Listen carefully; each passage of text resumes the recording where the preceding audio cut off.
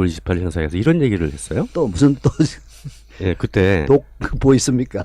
그때 이제 그러니까 12월 2일 탄핵 상정 네. 그거 가지고 한창 막 예민하게 오갈 때예요. 그때 박근혜가 국회에서 진퇴를 국회에 이름하겠다는 4차 담화를 발표했죠. 그렇죠. 그 바람에 이제 칼같이 믿고 있던 그 당시 개혁파, 탄핵파, 지금 바른정당 주역이 되고 있는 그 40명이 흔들렸죠. 그랬죠. 예, 그러니까 2일 날 참여 안 하겠다. 이 시점이었어요. 이 시점에 문재인 전 대표와 추미애가 자기한테 야, 박근혜 탄핵시키지 말자. 그리고 그냥 광화문 가서 저 청와대로 쳐들어가자 그러자. 그래서 엎어버리자. 자기한테 그랬다는 거예요. 그랬다고. 녹음 해놨나? 예, 했겠죠. 그러면 녹취록 까! 이게 녹취록이에요. 제가 읽은 게. 아니, 근데 라고 어제 행사. 예. 문재인 대표와 추미애가 그렇게 얘기했으면 녹음해놔야지, 인간아. 이거는 기억력의 문제가 아니라 거의 정신 상태에 좀 문제가 생긴 거 아닌가. 일단 박지원 대표님은 뭐 문모닝 문회부터는 하시기 전에 그랬죠. 당내 국민의당 경선 룰이나 어째 한번 잘 조절 한번 해보시지. 그러니까 그래서 지금 이른바 제도권 언론에서도 그런 얘기가 이미 나와요. 국민의당 안에 경선 문제 복잡하니까 화살을 문재인한테 외부적으로 돌리는 거지. 돌려서 저런 그 말도 안 되는 앞뒤 안 맞는 말을 하는 게 아니냐. 그런 얘기 벌써 지적이 나오고 아니 있습니다. 그런 거 없어도 계속 화살은 에브리데이. 아, 그래서 문모닝, 문애프터눈, 예. 문나이트. 예. 아, 우리 문빠가 되셨네요. 예, 박지원 선생님이. 예, 어둠의 최소한 문사모. 너무 무서워. 1일 3회 이상. 근데 경선을 보면 이거 정말 재밌는데 저는 요새 막 홍준표도 뭐라 그러고 그 짜증나는 일 많은데 유일하게 저를 즐겁게 해주는 게 국민의당인데요. 그중에 특히 손학규 정말 예, 짱이지 짱입니다. 나도 좀 그 즐거움에 동참하자. 예. 아무나 관심이 없는 정당이라서 내가 신경도 안 썼는데 근데 뭡니까? 보시면은 정말 흥미진진해요. 그러니까 그러니까 청취자분들 중에서 모르는 사람들 그렇게 됐습니다. 간략하게 설명 좀 해봐. 예, 경선을 처음에 딱 나올 때 예? 통보증이 있습니다. 전학교. 예. 그 2012년 당내 경선에서 자기가 모바일 때문에 졌다고 생각을 하고 있어요. 확고하게 믿고 있습니다. 그래갖고 자기가 모바일이 없었다면 당내 지지, 그 대의원 분포라든가 당원들 지지가 자기가 됐을 거라고 생각을 진짜 믿고 있어요. 그 모바일은 절대 안 되는 게 대원칙이에요. 그래갖고 근데 첫 지금 번째 추세는 완전히 역행인데. 그렇죠. 그러니까 이제 거기서 안철수 대표는 당연히 모바일을 해야 되죠. 자기한테 유리하건 불리하건 모바일 당연히 해야 되는데 손학규가 모바일 절대 안 돼. 그럼 어떻게 하느냐?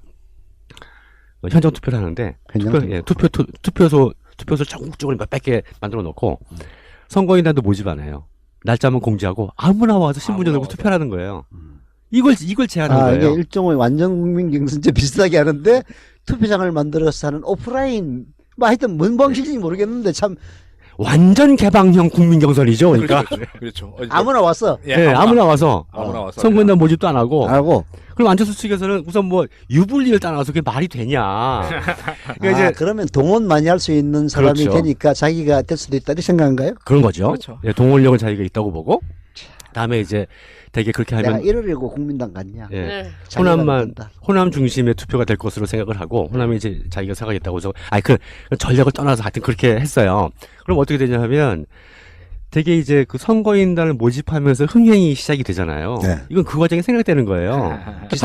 그야말로 기상천외였지 아니고. 예, 가만히 있다가 이제 그냥 날짜 정해가지고 오세요만 그럼 아무도 안 하겠다는 갔지. 거예요. 예. 결국 동원밖에는 없어요. 그때는. 그렇죠. 그러네요. 이제 그래서 제가 그때 농담으로 그 2012년에 그 문재인 안철수 단일화 할 때 안철수 캠프에서 이런 걸 제안했었어요. 나중에 막 시간도 없고 막 몰리니까 여론조사는 계속 개입이 줄어들고 있고 그래서 이제 공론조사를 하자. 공론조사 저번에 한번 말씀드렸죠. 그러니까 여론조사는 그냥 제한된 정보만 가지고 의사를 표시하는데 공론조사 모아놓고 뭐 한참 얘기를 한 다음에 네. 그 의사를 결정하게 하는 거. 그거를 근데 그러니까 배심원단이라고 합니다. 배심원단을 구성하는데 안철수 쪽에서 얘기를 한 거는 민주당에서는 대의원들로 뭐 1,000명 구성하고 안철수 펀드 얘기고. 예, 자기 안철수 펀드에서 1,000명 이렇게 구성하고 이렇게 해서 하자. 예, 그렇죠. 그러니까 이제 그래서 농담으로 야 그러면 그러지 말고 안철수 쪽은 국민의당 뭐 책임당원이든지 해서 한 1,000명 모으고 손학규는 무슨 뭐 국민주권회의인가 뭐가 있지 않습니까? 네. 거기 회원을 1,000명에서 배심원단 해라. 이 농담했는데 2차 모임에서 진짜 그런 얘기가 나온 거예요. 그래서 그럼 안철수가 부메랑을 맞은 거네. 자기 그렇죠. 주장을 그때 문재인이 했던 주장을 지금 역으로 손학규한테서 듣고 있는 예, 거 아니야? 그러니까 들어보세요. 그러니까 그래서 이제 안철수가 모바일은 더 이상 주장을 할 수 없게 됐어요. 너무 고집이 세니까. 좋다. 모바일 안 한다. 그럼 현장 투표를 40% 하고 여론조 그러니까 정확한 그 퍼센테이지는 또 달라질 수 잘 모르겠어요. 현장 투표를 40% 하고 그다음에 여론조사를 30% 넣고 공론조사를 30% 하자라고 이제 제안을 했어요. 손학규 측에서 뭐라고 얘기하냐면 여론조사는 당연히 안철수 놓게 돼 있죠. 근데 공론조사를 무작위로 그 배심원단을 무작위로 구성하게 되면 여론조사 다를 게 뭐 있냐. 그렇죠. 그러니까 지금 후보가 3명 나왔으니까 각 후보가 1,000명씩 모으자. 모아서 1,000명씩 모아서 배심원단 구성해서 공론조사 하자.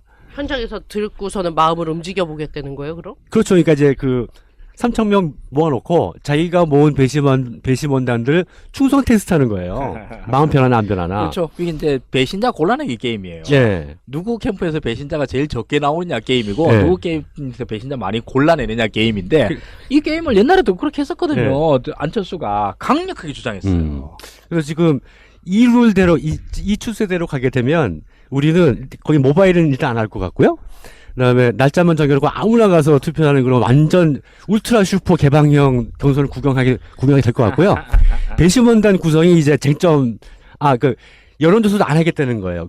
개막장 경선이구만. 현장 투표 50%, 1,000명 각자 모은 배심원단 해서 공론조사 50% 이렇게 제안하고 있습니다. 아니 그럼 국민적인 어떤 이슈화도 안 되고 흥행도 안 되는데 어떻게 하려고 그냥 자긴 거기만 어떤 세력 싸움으로 해서 이기기만 하면 그러니까 된다는 국민당 거예요? 후보만 되면 된다는 그러니까 얘기구만. 모바일 하게 되면 돈이 많이 든다. 민주당이 몇십억 든다 그러지 않냐. 그 돈 가지고 모바일 하는데 든 돈 가지고 홍보하자는 거죠. 그리고 이제 모바일 투표 가지고 지금 저번 전당대회에서 모바일 투표해서 지금 친문 지도부가 생긴 거 아니냐. 왜 당신들 친문 패권 욕하면서 그 친문 패권 따라 하려고 그러냐라는 게 손학규 지금 주장이에요. 희한하네. 하여튼, 만덕산덕 예. 잘못됐나. 만덕산의 근데 영험한. 이제 내가 보기에는 안철수가 이제 문재인 역할을 하는구만. 뭐 쉽게 얘기해서 안철수는 뭔 지랄 연병을 떨어봐라 내가 된다 하니까 모바일도 접고 예. 역지사지는 정말 그게 남 남의 함부로 욕하면 안 얘기하네. 돼. 정치하려는 사람들은요 절대 역지사지를 해야 됩니다. 그 유일한 즐거움입니다, 그게. 어떻게 될지. 진짜 완전 개막장 그걸 연출하고 있구만. 그래서 저는 지금 그 민주당 경선이 국민당 그 룰 협상에 묻힐까봐 걱정하고 있습니다, 저는. 아이, 너무 재밌어서. 아이, 거꾸로 그런 일 절대 아니 안 근데 일어납니다. 국민의당 웃자고 하는 얘기입니다. 그 대표가 된다고 해서 확률이 그렇게 높지 않은데 그렇게까지 하면서 되려고 하는 이유는 뭐예요? 자존심 싸움이에요, 그냥? 이제 늘 우리 대표님께서 말씀하시지만 정치인들은 또 안 그렇죠. 자기가 후보되면 된다고 생각하는 거죠. 아니 이제 이런 노무현 3% 약간 얘기하지 않습니까? 그 2등 전략으로서는 네. 그 국민의당의 대선 후보가 된다는 게 매우 중요한 의미를 갖고 있죠. 그게 뭐 안희정도 그런 얘기를 했습니다만은 다음 정권이 이 최소한의 안정성, 의회 안정성을 이제 구가하려면은 이게 뭐 압도적으로 지지가 높고 그리고 뭐 의회 관계없이 오바마처럼 열심히 하면 된다. 뭐 그것도 원론적으로 틀린 말은 아닌데 그래도 안정적으로 국회 과반을 확보하느냐 안 하느냐는 굉장히 중요하거든요. 그러면은 국민들한테 욕을 안 먹을 수 있는 그 파트너는 국민의당입니다. 다른 정당하고 손을 잡으면요 욕먹게 돼 있어요. 다른 정당하고만 하더라도 제일 큰 이명박이 들거지들인데 이름을 바꾼 박근혜당인데 무슨 이런 얘기 분명히 들을 거란 말이에요. 그러면은 다음 정권에서 국정 파트너가 될 수 있는 가장 가능성이 높은 정당은 국민의당입니다. 그 국민의당에서 대통령 후보로 나와서 떨어지긴 했지만은 지분을 갖고 있다면은 쉽게 얘기해서 굉장히 메리트가 있는 거죠. 손학규에게는 큰 메리트가 있는 거죠. 완전히 재기할 수가 있죠. 나름 그런 원샷이네. 그리고 또 있어요. 먼 길을 보고. 첫 번째 룰 미팅에서 그 후보 토론 최소 10회 이상 하고 경선은 최대한 늦게. 근데 그 경선 일자가 중요한 게 뭐가 또 있냐면요. 그 정당 경선을 선관위에 위탁 관리할 수 있게 돼 있어요. 선관위에서 모든 절차를 투표소 관리라든가 투개표 관리라는 걸 선관위에서 위탁을 할 수 있게 돼 있죠. 정당에서 못 하거든요. 근데 선관위가 지금 대선 일자가 촉박하기 때문에 처음에 못 하겠다 그랬어요. 근데 겨우 절충을 해서 3월 말 정도, 3월 한 25일 정도 대략 한 탄핵 보면 한 5월 초쯤 대선한다고 보면 3월 한 25일 넘어가 못 한다. 그러면 정당 위탁 선관위 위탁을 맡기려면 25일까지는 경선을 해야 돼요. 그래서 지금 민주당에서는 자체 현장 투표는 어쩔 수 없이 자기가 자체적으로 하기로 하고 투표소 투표 전국에 200몇십 개를 해서 직접 가서 투표하는 것을 맨 첫 바따로 전국에 하루에 동시에 실시해요. 그게 선관위 위탁을 좀 활용하려고 그런 거거든요. 그래서 이제 국민의당에서도 그걸 활용하려면 저는 3월 25일 정도까지는 첫 경선이 어떤 식으로 이루어져야 되는데 손학규는 그런 거 신경 쓰지 말고 그건 뭐 위탁 몇 개 뭐 하냐 우리 뭐 얼마나 올 거라고 그러니까 이제 우리끼리 하자. 최대한 늦게까지 해야 진짜 좋은 후보가 걸리고 관심 얻는다.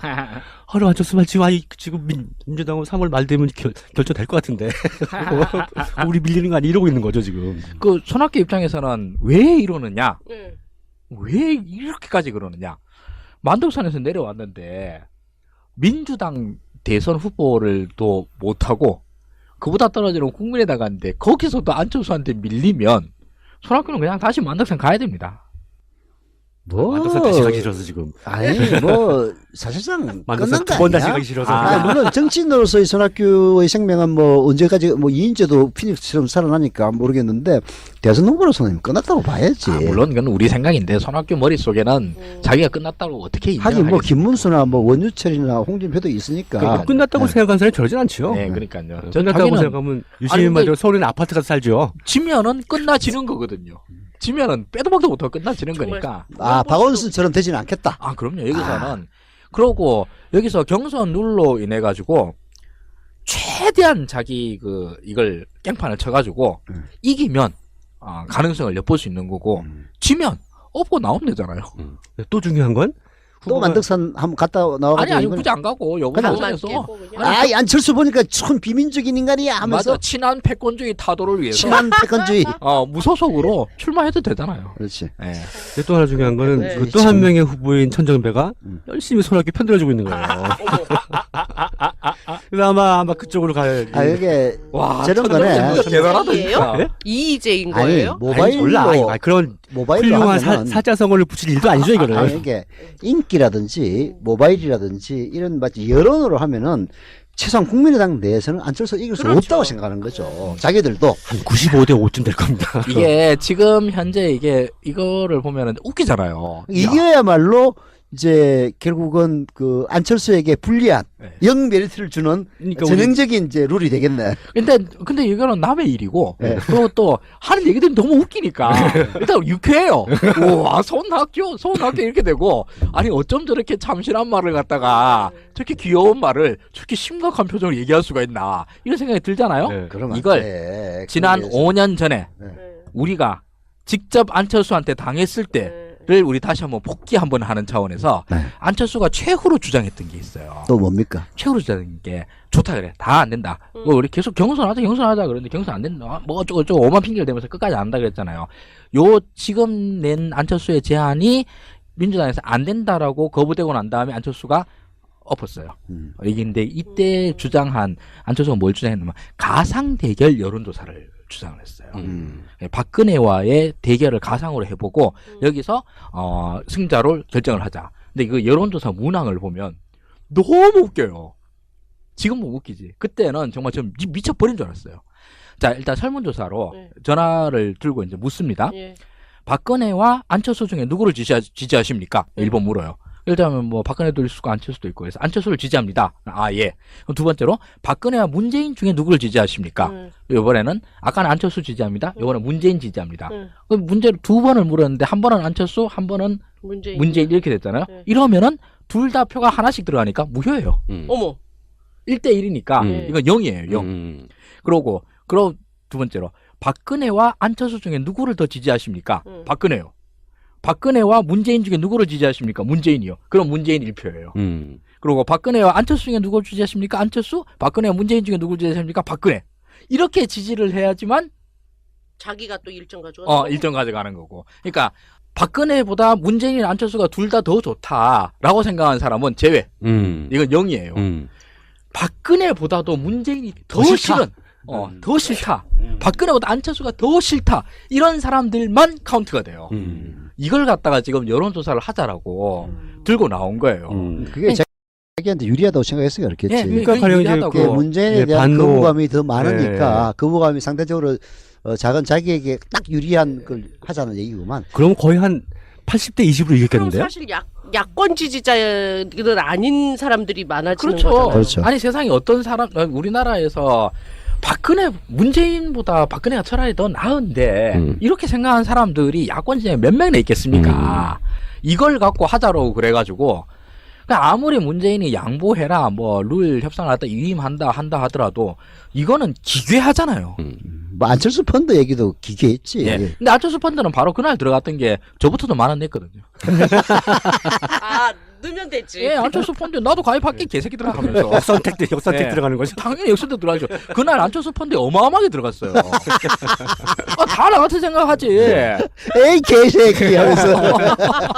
씨발 10,000원이 아깝냐? 나 저거 아 진짜 이게 지금 안철수는 이제 자기 업보를 받고 있는 거구만. 그러네요. 네. 그때 지금의 손학규와 당시의 안철수 중에 누가 더 깽판이냐? 안철수가 더 깽판이지. 저는 안철수가 더 깽판이라고 봅니다. 안철수가 더 깽판인데 그러나 지금 당하는 거를 안철수가 보고 과연 반성할 것이냐? 과거의 자신을. 근데 안철수는 그런 사고 회로는 아예 없더라고요.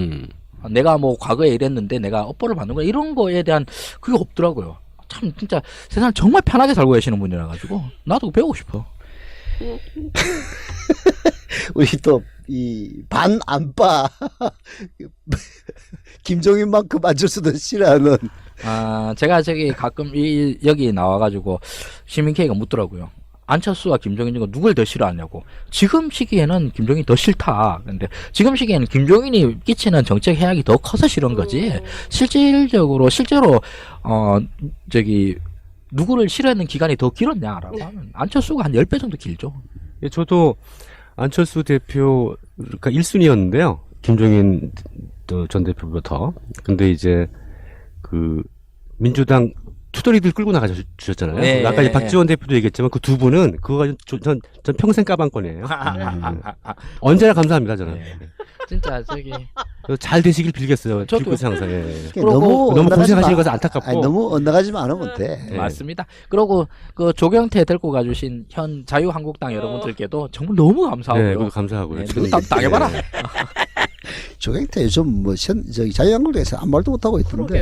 그러게요. 그거 저기 지금 우리 무섭냐 조경태. 너는? 아 황교안이 이게 무섭냐? 쉽게 얘기해서 저기 민주당이 한마디로 우습게 보인 거지. 만만해서 그런 거지. 이것도 근데 우리 조경태 선생님께서는 이런 걸로 굴하지 않으실 겁니다.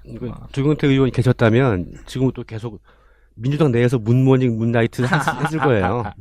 격렬하게. 네. 그래서 참 고마워요. 네. 그러니까 세상은 참 아름다운 거예요. 맞습니다. 네. 진짜 그때 생각하고 나면은 아 정말 이렇게 세상이 진보하는구나. 네. 참. 자, 화나요 사건도 한번 또 지적을 해야 될 것 같은데. 근데 뭐 저기 이재명 시장이 그런 거 한 게 한두 번이 아니고 뭐 두 분이죠. 무슨 한두 분이 아니야. 아 두 번째구나. 공론조사 50% 이렇게 제안하고 있습니다. 아니 그럼 국민적인 어떤 이슈화도 안 되고 흥행도 안 되는데 어떻게 하려고 그냥 자긴 거기만 어떤 세력 싸움으로 해서 이기기만 아니, 하면 그러니까 된다는 국민당 거예요? 후보만 되면 된다는 그러니까 얘기구만. 모바일 하게 되면 돈이 많이 든다. 민주당이 몇십억 든다 그러지 않냐. 그 돈 가지고 모바일 하는데 든 돈 가지고 홍보하자는 거죠. 그리고 이제 모바일 투표 가지고 지금 저번 전당대회에서 모바일 투표해서 지금 친문 지도부 생긴 거 아니냐. 왜 당신들 친문 패권 욕하면서 그 친문 패권 따라 하려고 그러냐라는 게 손학규 지금 주장이에요. 아휴, 만독산도 잘못됐나? 만독산 근데 영어만. 이제 내가 보기에는 안철수가 이제 문재인 역할을 하는구만. 뭐 쉽게 얘기해서 안철수는 뭔 네. 지랄 연명을 들어봐라 내가 된다 하니까 모바일도 접고. 예. 역지사지는 정말 그게 남 남의 함부로 욕하면 안 이야기네. 돼. 네. 정치하려는 사람들은요 절대 역지사지를 해야 됩니다. 그 유일한 즐거움입니다. 그게. 어떻게 될지. 진짜 완전 개막장 그걸 연출하고 있구만. 그래서 저는 지금 그 민주당 경선이 국민당 그 룰 협상에 묻힐까봐 네. 걱정하고 있습니다. 저는 아이, 너무 재밌어서 아이, 거꾸로 그런 일 절대 아니 안 근데 납니다. 국민의당 웃자고 하는 얘기입니다. 그 대표가 된다고 해서 확률이 그렇게 높지 않은데 그렇게까지 하면서 되려고 하는 이유는 뭐예요? 자존심 그- 싸움이에요 그냥? 이제 늘 우리 대표님께서 말씀하시지만 정치인들은 또 안 그렇죠. 자기가 후보되면 된다고 생각하는 거죠. 아니 이제 이런 노무현 3% 약간 얘기하고 있지 않습니까? 2등 전략으로서는 네. 그 국민의당의 대선 후보가 된다는 게 매우 중요한 의미를 갖고 있죠. 뭐 안희정도 그런 얘기를 했습니다만은 그러니까 이제 그러면 동원 많이 할 수 있는 사람이 그렇죠. 되니까 자기가 될 수도 있다 이렇게 생각한가요? 그런 거죠. 그렇죠. 예, 동원력은 자기가 있다고 보고 다음에 이제 되게 그렇게 내가 하면 이러려고 국민당 갔냐? 예, 네. 자기가 호남만 된다. 호남 중심의 투표가 될 것으로 생각을 하고 호남이 이제 자기가 사가겠다고 해서 그 전략을 떠나서 하여튼 그렇게 했어요. 그럼 어떻게 되냐 하면 되게 이제 그 선거인단을 모집하면서 흥행이 시작이 되잖아요. 네. 이건 그 과정에 생각되는 거예요. 그야말로 가만히 기상천외한지 있다, 아니고. 예, 가만히 있다가 이제 그냥 날짜 정해가지고 오세요만 그럼 아무도 안 하겠다는 갔지. 거예요. 예. 결국 동원밖에 없어요. 그때는. 그렇죠. 그러네요. 이제 그래서 제가 그때 농담으로 그 2012년에 그 문재인 안철수 단일화 할 때 안철수 캠프에서 이런 걸 제안했었어요. 나중에 막 시간도 없고 막 몰리니까 여론조사는 계속 개입이 줄어들고 있고 그래서 이제 공론조사를 하자. 공론조사 저번에 한번 말씀드렸죠. 그러니까 여론조사는 그냥 제한된 정보만 가지고 의사를 표시하는데 공론조사 모아놓고 뭐 한참 얘기를 한 다음에 네. 그 의사를 결정하게 하는 거. 그거를 근데 그러니까 배심원단이라고 합니다. 배심원단을 구성하는데 안철수 쪽에서 얘기를 한 거는 민주당에서는 대의원들로 뭐 1,000명 구성하고 안철수 펀드 얘기고. 예, 자기 안철수 펀드에서 1,000명 이렇게 구성하고 이렇게 해서 하자. 예, 그렇죠. 그러니까 이제 그래서 이제 농담으로 야 그러면 저 그러지 말고 안철수 쪽은 저 국민의당 뭐 책임당원이 있는 데서 한 1,000명 모으고 손학규는 무슨 뭐 국민주권회의인가 뭐가 있지 않습니까? 네. 거기 회원을 1,000명에서 배심원단 해라. 이 농담했는데 2차 모임에서 진짜 그런 얘기가 나온 거예요. 모닝 문 애프터눈 예, 문나이트. 예. 우리 문빠가 되셨네요. 예, 박지원 선생님이. 예, 어둠의 최소한 문사모. 너무 무서워. 1일 3회 이상. 근데 경선을 보면 이거 정말 재밌는데 저는 요새 막 홍준표도 뭐라 그러고 그 짜증나는 일 많은데 유일하게 저를 즐겁게 해주는 게 국민의당인데요. 그중에 특히 손학규 정말 예, 짱입니다. 나도 좀 그 즐거움에 동참하자. 예. 아무나 관심이 없는 정당이라서 내가 신경도 안 썼는데 근데 뭡니까? 보시면은 정말 흥미진진해요. 그러니까 그러니까 청취자분들 중에서 모르는 사람들 그렇게 됐습니다. 간략하게 설명 좀 해봐. 예, 경선을 처음에 딱 나올 때 예? 통보증이 있습니다. 전학교. 예. 어. 그 2012년 당내 경선에서 자기가 모바일 때문에 졌다고 생각을 하고 있어요. 확고하게 믿고 있습니다. 그래갖고 자기가 모바일이 없었다면 당내 지지, 그 대의원 분포라든가 당원들 지지받아 자기가 됐을 거라고 생각을 진짜 믿고 있어요. 그 모바일은 절대 안 되는 게 대원칙이에요. 그래갖고 근데 첫 지금 번째. 추세는 완전히 역행인데. 그렇죠. 그러니까 이제 거기서 안철수 대표는 당연히 모바일을 해야 되죠. 자기한테 유리하건 불리하건 모바일 당연히 해야 되는데 손학규가 모바일 절대 안 돼. 그럼 어떻게 하느냐? 현장 투표를 하는데 투표소 전국적으로 몇백 개 만들어 놓고 선거인단도 모집 안 해요. 날짜만 공지하고 아무나 와서 신분증 들고 투표하는 거예요. 이걸 제안한 이게 거예요. 일종의 완전 국민 경선제 비슷하게 하는데 투표장을 만들어서 하는 오프라인 뭐 하여튼 뭔 방식인지 모르겠는데 참 완전 개방형 국민 경선이죠. 그러니까 그렇죠. 아무나 와서 아무나 와서 아무나 와서 선거인단 모집도 안 하고 알고 그럼 안철수 측에서는 우선 뭐 유불리를 따라서 그게 말이 되냐. 그래서 그럼 안철수가 부메랑을 맞은 거네. 자기 그렇죠. 주장을 그때 문재인 했던 주장을 지금 역으로 손학규한테서 듣고 있는 예, 거 아니야. 그러니까 들어보세요. 그러니까 그래서 이제 안철수가 모바일은 더 이상 주장을 할 수 없게 됐어요. 너무 고집이 세니까. 좋다. 모바일 안 한다. 그럼 현장 투표를 40% 하고 그러니까 정확한 그 퍼센테이지는 또 달라질 잘 모르겠어요. 현장 투표를 40% 하고 그다음에 여론조사를 30% 넣고 공론조사를 30% 하자라고 이제 제안을 했어요. 손학규 측에서 뭐라고 얘기하냐면 여론조사는 당연히 안철수 놓게 돼 있죠. 근데 공론조사를 무작위로 그 배심원단을 무작위로 구성하게 되면 여론조사는 다를 게 뭐 있냐. 그렇죠. 그러니까 지금 후보가 3명 나왔으니까 각 후보가 1,000명씩 모으자. 모아서 1,000명씩 모아서 배심원단 구성해서 공론조사 하자. 현장에서 듣고서는 마음을 움직여 보겠다는 거예요, 그럼? 그렇죠. 그러니까 이제 3,000명 모아놓고 자기가 모은 배심원단들 충성 테스트하는 거예요.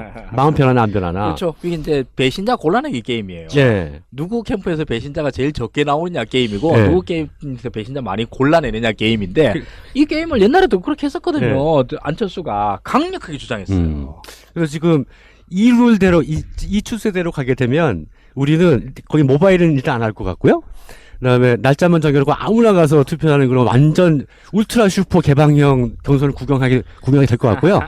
배심원단 구성이 이제 쟁점 그 여론조사도 안 하겠다는 거예요. 개박장 경선이구만. 현장 투표 50%, 1000명 각자 모은 배심원단 해서 2월 28일 행사에서 이런 얘기를 했어요. 또 무슨 또 예, 그때 독 뭐 있습니까? 그때 이제 그러니까 12월 2일 탄핵 상정 네. 그거 가지고 한창 막 예민하게 오갈 때예요. 그때 박근혜가 국회에서 진퇴를 국회에 이름하겠다는 4차 담화를 발표했죠. 그랬죠. 그 바람에 이제 칼같이 믿고 있던 그 당시 개혁파, 탄핵파, 지금 바른정당 주역이 되고 있는 그 40명이 흔들렸죠. 그랬죠. 예, 그래서 2일 날 참여 안 하겠다. 이 시점이었어요. 이 시점에 문재인 전 대표와 추미애가 자기한테 야 박근혜 탄핵시키지 말자. 그리고 그냥 광화문 가서 저 청와대로 쳐들어가자 그러자. 그래서 엎어버리자. 자기한테 그랬다는 거예요. 그랬다고 녹음 해놨나? 예 했겠죠. 그러면 녹취록 까! 이게 녹취록이에요. 제가 읽은 게. 아니, 근데 라고 어제 행사. 예. 문재인 대표와 추미애가 그렇게 얘기했으면 녹음해놔야지, 인간아. 근데 이거는 기억력의 문제가 아니라 거의 정신 상태에 좀 문제가 생긴 거 아닌가. 일단 박지원 대표님은 뭐 문모닝 문애프터는 하시기 전에 그랬죠. 당내 국민의당 경선 룰이나 어째 한번 잘 조절 한번 해보시지. 그러니까 그래서 지금 이른바 제도권 언론에서도 그런 얘기가 이미 나와요. 국민의당 안에 경선 문제 복잡하니까 화살을 문재인한테 외부적으로 돌리는 거지. 돌려서 저런 말도 안 되는 앞뒤 안 맞는 말을 하는 게 아니냐. 그런 얘기 벌써 지적이 나오고 아니 있습니다. 그런 거 없어도 계속 화살은 everyday 그래서